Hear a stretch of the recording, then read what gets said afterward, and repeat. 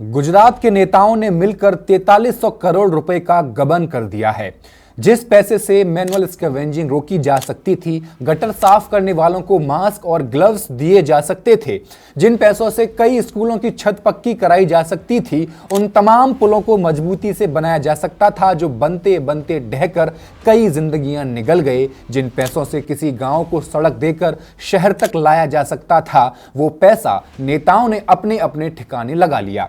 ये कितने भूखे लोग हैं, कितने बेईमान लोग हैं। 4300 करोड़ इतनी बड़ी रकम है कि इससे बहुत कुछ किया जा सकता था, लेकिन अब पैसों की हेरफेर का मामला जब सामने आ ही गया है तो ईडी, जिसे पीएमएलए के तहत विशेष शक्तियां प्राप्त हैं, वो एकदम चुप कहीं किसी कोने में किसी विपक्ष के नेता की फाइल बनाने में व्यस्त हो सकती है। क्यों अब तक गृह मंत्री या प्रधानमंत्री ने नेता प्रतिपक्ष राहुल गांधी के इस ट्वीट का जवाब नहीं दिया, जिसमें राहुल गांधी ने गुजरात में रजिस्टर्ड अनरिकॉग्नाइज्ड पॉलिटिकल पार्टीज के द्वारा हजारों करोड़ के गबन का दावा किया है? क्यों अब तक एडीआर की रिपोर्ट किसी गोदी चैनल पर नहीं चलाई गई है? एडीआर की रिपोर्ट के मुताबिक रजिस्टर्ड अनरिकॉग्नाइज्ड पॉलिटिकल पार्टीज, जिन्हें शॉर्ट में आरयूपीपी कहते हैं, उनकी आय 2022 और 23 में 223% बढ़ गई है। इनमें कई ऐसी पार्टीज भी हैं जिन्होंने कभी कोई चुनाव नहीं लड़ा है, लेकिन फिर भी करोड़ों का चंदा हासिल कर लिया है।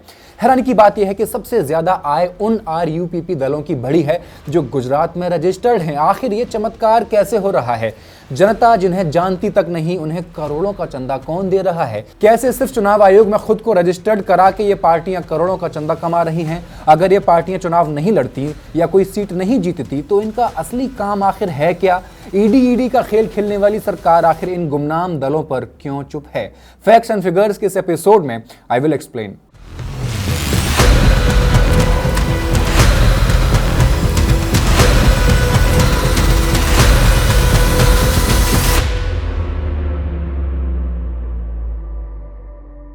नमस्कार, मैं हेमंत और आप मॉलिटिक्स देख रहे हैं। क्या आपने कभी भारतीय नेशनल जनता दल का नाम सुना है? नहीं। सत्यवादी रक्षक पार्टी का? इसका भी नहीं। आम जनमत पार्टी का तो जरूर सुना होगा, इसका भी नहीं सुना। कमाल है। सौराष्ट्र जनता पक्ष का नाम तो पक्का सुना ही होगा, इसका भी नहीं सुना। एडीआर का सुना है? Association for democratic reforms. ये पॉलिटिकल पार्टीज और नेताओं से जुड़ी जानकारियों का एनालिसिस करके उनका कच्चा चिट्ठा खोलती है। एडीआर ने इस बार ऐसी पॉलिटिकल पार्टीज का कच्चा चिट्ठा सबके सामने रखा है जिन्हें मान्यता नहीं दी गई है। एडीआर की रिपोर्ट के मुताबिक देश में 2764 गैर मान्यता प्राप्त पार्टीज हैं और काम की बात यह है कि पिछले कुछ सालों में इन पार्टीज की इनकम में गजब की बढ़ोतरी देखने को मिली है। 2022 से 23 में इन पार्टियों की आय 223% तक बढ़ गई, यानी कि दोगुने से ज्यादा हो गई है। दरअसल पॉलिटिकल पार्टियों को हर फाइनेंशियल ईयर के अंत में चुनाव आयोग के पास अपनी ऑडिट और कंट्रीब्यूशन रिपोर्ट जमा करनी होती है, लेकिन चुनाव आयोग के नियमों को ताक पर रखकर ये गैर मान्यता प्राप्त पार्टियां जमकर चंदा कमा तो रही हैं, लेकिन ऑडिट या कंट्रीब्यूशन रिपोर्ट चुनाव आयोग के पास जमा नहीं करा रही हैं। चुनाव आयोग भी कोई खास रुचि इनमें नहीं ले रहा था, वो एसआईआर की ड्राफ्टिंग में बिजी रहा होगा। बात को समझा जा सकता है, व्यस्तता रही ही होगी। एडीआर के मुताबिक देश की कुल 2764 गैर मान्यता वाली पार्टीज में 2022 और 23 में सिर्फ 739 यानी 27% ने ही ऑडिट या कंट्रीब्यूशन रिपोर्ट में से किसी एक को चुनाव आयोग की वेबसाइट पर पब्लिक किया था, जबकि 73% यानी 2025 पार्टीज ने ऐसा नहीं किया। इनमें से भी सिर्फ 501 पार्टीज यानी 18% पार्टियां ऐसी रहीं जिनके ऑडिट और कंट्रीब्यूशन रिपोर्ट दोनों प्राप्त हो सके हैं। लेकिन गुजरात एक ऐसा राज्य है जहां की सबसे ज्यादा गैर मान्यता प्राप्त पार्टियों ने दोनों रिपोर्ट, ऑडिट और कंट्रीब्यूशन को चुनाव आयोग के पास जमा किया है। बहुत अच्छी बात है। 30% से ज्यादा पार्टियों ने ऐसा किया है गुजरात की, और रजिस्टर्ड गैर मान्यता प्राप्त राजनीतिक पार्टीज के नाम असली खेल गुजरात में ही चल रहा है।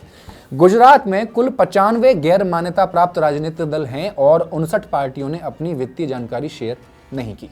एडीआर की रिपोर्ट के अनुसार गुजरात में 5 गैर मान्यता प्राप्त पार्टियों को पिछले 5 साल में 2316 करोड़ रुपए का चंदा मिला है। 2316 करोड़।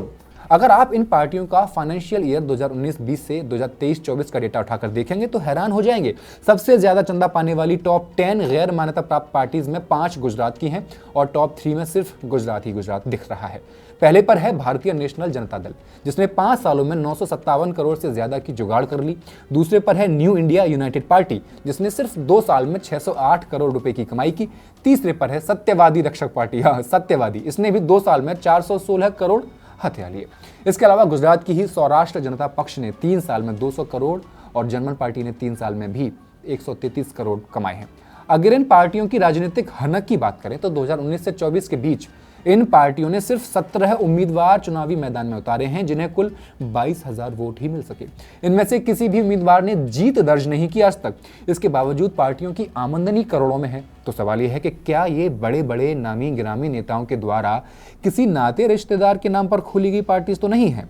इसका जवाब इलेक्शन कमीशन को जरूर देना चाहिए और यह भी बताना चाहिए कि जिन पार्टियों के उम्मीदवार चुनाव लड़ते ही नहीं, जिनके नाम किसी ने सुने ही नहीं, ऐसी पॉलिटिकल पार्टीज को चंदा देने वाले लोग और वो कंपनियां कौन सी हैं जो चंदा दे रही हैं?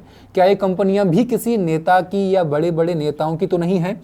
और ये तो कुछ नहीं था। पूरी पिक्चर एडीआर के बाद दैनिक भास्कर ने दिखाई। दैनिक भास्कर ने गुजरात की टॉप 10 गैर मान्यता प्राप्त गुमनाम पार्टियों पर एक रिपोर्ट पब्लिश की। भास्कर के मुताबिक गुजरात में 10 पॉलिटिकल पार्टियां जो बिल्कुल गुमनाम हैं, जिन्हें कोई जानता तक नहीं। उन्हें 2019-20 से 23-24 के बीच 5 सालों में 4300 करोड़ रुपए का चंदा मिला है। और अगर राजनीतिक सक्रियता की बात करें तो 2019-24 के 2 लोकसभा चुनाव और 2022 के विधानसभा चुनाव में इन दलों ने सिर्फ 43 प्रत्याशी उतारे हैं कुल, और इन्हें कुल जो वोट मिले हैं वो 54,069 हैं। सोचिए जरा, चंदा 4300 करोड़ का और कुल वोट सिर्फ 54,069 सभी प्रत्याशियों को मिला के। इससे भी बड़ा झूल ये है कि उन्होंने चुनाव रिपोर्ट में महज जो खर्च दिखाया है वो 39 लाख का दिखाया है, जबकि ऑडिट रिपोर्ट में उन्होंने कहा कि हमने 3500 करोड़ रुपए खर्च कर दिए हैं। क्या ये काम जो भास्कर या एडीआर ने किया है इलेक्शन कमीशन को नहीं करना चाहिए था? भास्कर के मुताबिक लोकशाही सत्ता पार्टी चंदा पाने में टॉप पर रही, जिसे 1045 करोड़ का चंदा मिला है और इसने पिछले 5 साल में सिर्फ 4 प्रत्याशी उतारे हैं, जिन्हें कुल 4000 वोट भी नहीं मिले। लोकशाही सत्ता पार्टी ने चुनाव में अपना खर्च जो दिखाया वो 2,27,000 रुपए का था। दूसरे नंबर पर है भारतीय नेशनल जनता दल, इसे 962 करोड़ रुपए का चंदा मिला है। इसने 5 सालों में 8 प्रत्याशी उतारे मात्र, जिन्हें कुल 11,496 वोट मिले और चुनावी खर्चा कितना दिखाया? 2,83,000 रुपए।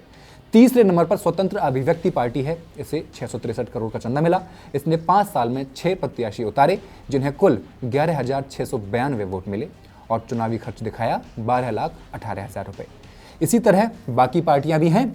आप वीडियो को पॉज कीजिए, टाइम हो तो चार्ट को ध्यान से देखिए, आपको पता चलता रहेगा। अब अगला बड़ा सवाल ये था कि इन्हें चंदा देने वाली कंपनी आखिर है कौन सी?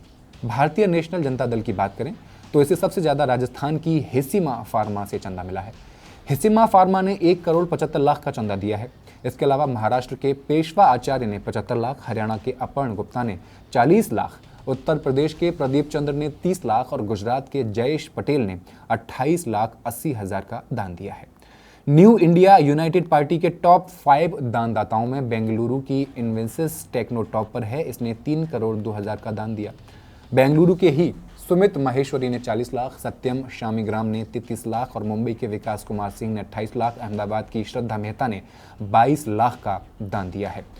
सत्यवादी रक्षक नाम नहीं, सत्यवादी है। इनके टॉप 5 दानदाताओं में भरूच के भावेश पटेल टॉप पर हैं। भावेश पटेल ने 58,13,000 का चंदा दिया। इसके अलावा बड़ोदरा की अल्पा भावेश पटेल ने 39,63,000, गांधीधाम के प्रतीक वोरा ने 39 लाख और वडोदरा के मोइनुद्दीन पटेल ने 45 लाख का दान दिया है। गुजरात मुख्य निर्वाचन आयुक्त की कंट्रीब्यूशन रिपोर्ट के मुताबिक इन पार्टियों को 23 राज्यों से चंदा मिला है।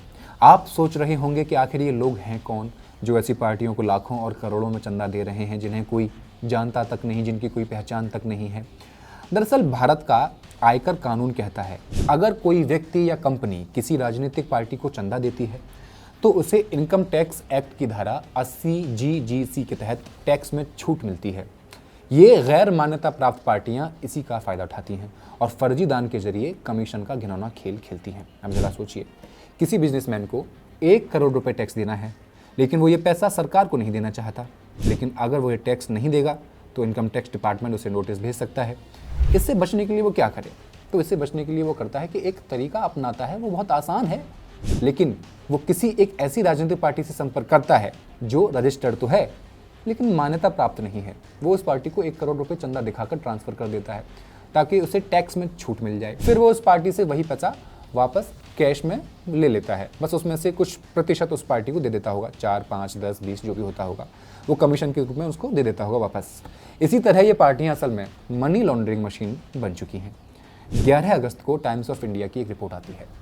अब उस रिपोर्ट में बताया जाता है कि institute of chartered accountants of India यानी ICAI के बोर्ड ऑफ डिसिप्लिन ने 15 चार्टर्ड अकाउंटेंट्स के खिलाफ मामलों पर सुनवाई की है जिन पर गैर मान्यता प्राप्त पॉलिटिकल पार्टीज को फर्जी दान देने या दिलाने का आरोप है। टाइम्स ऑफ इंडिया के मुताबिक इन चार्टर्ड अकाउंटेंट्स के खिलाफ इनकम टैक्स डिपार्टमेंट ने शिकायत दर्ज कराई है। अब IT डिपार्टमेंट की जांच में पता चला कि डोनर्स ने गैर मान्यता प्राप्त पार्टियों को चेक के जरिए दान दिया और बाद में 4 से 5% का कमीशन देकर पूरा कैश वापस पा लिया। IT अधिकारियों की जांच में कई चार्टर्ड अकाउंटेंट्स ने ऐसे लेन देन में मदद करने की बात कबूल भी की, लेकिन ICAI के बोर्ड ऑफ डिसिप्लिन के सामने ज्यादातर ने इनकार कर दिया। बोर्ड अभी दोनों पक्षों के सबूतों की जांच कर रहा है। आयकर विभाग ने अपनी जांच में पाया कि गुजरात के हजारों टैक्स पेयर्स ने पॉलिटिकल पार्टीज को दिए गए डोनेशन पर इनकम टैक्स एक्ट के सेक्शन 80 GGC के तहत छूट का क्लेम किया था, लेकिन जांच में पता चला कि कई गैर मान्यता प्राप्त पार्टियों ने कमीशन काटने के बाद दान किया गया पैसा कैश में लौटा दिया, जिससे टैक्स पेयर्स को उन पैसों पर टैक्स बेनिफिट का क्लेम करने का मौका मिल गया जो उन्होंने वास्तव में दान किया ही नहीं था। 9 अगस्त को इलेक्शन कमीशन ने 334 गैर मान्यता प्राप्त दलों की मान्यता रद्द भी कर दी है। ये कार्रवाई जन प्रतिनिधित्व अधिनियम 1951 की धारा 29A के तहत की गई। PIB की एक प्रेस रिलीज में बताया गया कि इलेक्शन कमीशन 2019 से लगातार 6 सालों तक एक भी चुनाव लड़ने की अनिवार्य शर्त पूरी करने में विफल रजिस्टर्ड गैर मान्यता प्राप्त पॉलिटिकल पार्टीज की सदस्यता रद्द करने का राष्ट्रव्यापी अभियान चला रहा है।